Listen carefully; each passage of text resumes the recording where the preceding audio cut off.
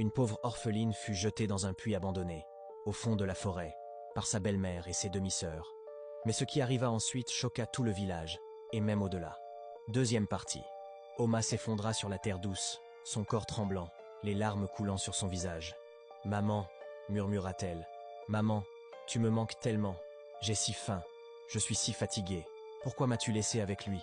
Elle pleura, de profonds sanglots désespérés qui déchiraient sa poitrine. Puis elle l'entendit une voix, douce comme la soie, chaude comme la lumière du soleil. « Ma fille !» La tête d'Oma se releva brusquement. Là, debout devant la tombe, baigné d'une lumière dorée, se tenait l'esprit de sa mère, translucide, scintillant, mais indéniablement réel.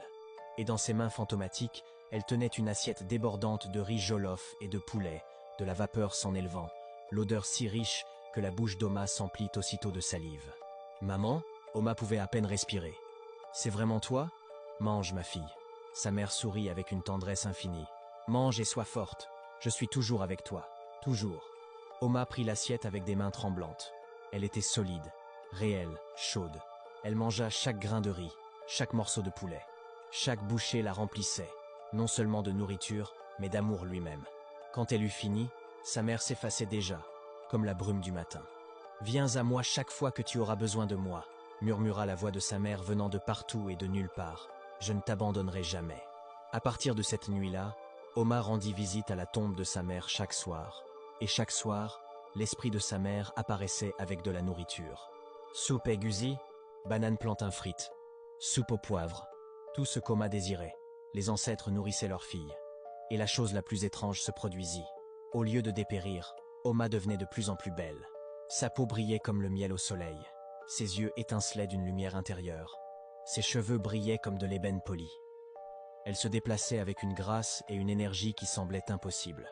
Les villageois le remarquèrent. « Oma, tu es rayonnante !» s'exclamait Mama Saïd au marché. « Tu deviens plus belle chaque jour. Sœur Oma, tu dois être bénie par les ancêtres », lançait le jeune Kwame. Même le vieux Papa Mensa s'arrêtait pour dire « Enfant, les dieux te favorisent, c'est évident. » Et Mama Kaiden, observant depuis l'ombre, sentit sa rage grandir comme une chose vivante. Un soir, elle s'assit avec Oji dans la cuisine, le visage tordu de fureur. « C'est impossible. Nous la faisons mourir de faim depuis des mois. Elle devrait être laide et faible. »« Peut être qu'elle vole de la nourriture, maman. » J'ai vérifié. Chaque grain est compté. Les yeux de Mama Kaiden se plissèrent. Ça doit être de la sorcellerie, de la magie noire. Que devons-nous faire? Le sourire de Mama Kaiden était froid et tranchant. On arrête de jouer. On se débarrasse d'elle pour de bon.